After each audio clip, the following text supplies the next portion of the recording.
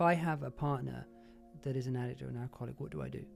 I think the answer to begin with is very simple, is to acknowledge that it's really fucking hard for you.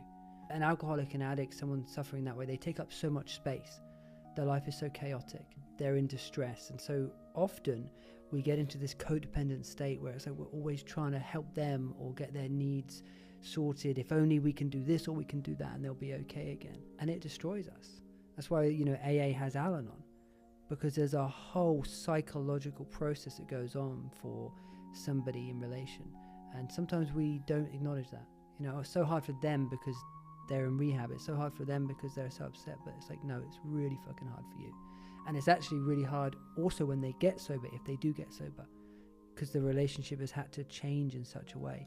And I think what to do if we're in a relationship with someone that is an addict or an alcoholic depends on where they're at.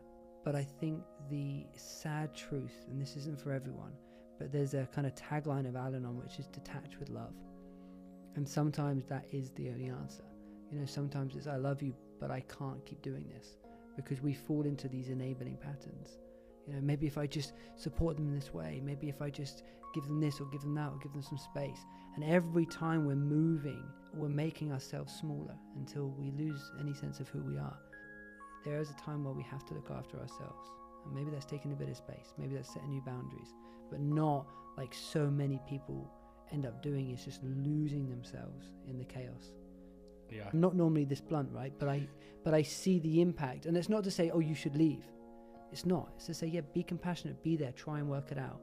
But if, as a lot of people I find when it gets really bad, you've had 3 or 4 years of spiraling. Your life is it just keeps blowing up in your face because this person keeps destroying everything you build. There is a time where we have to look after ourselves. And maybe that's taking a bit of space. Maybe that's setting new boundaries.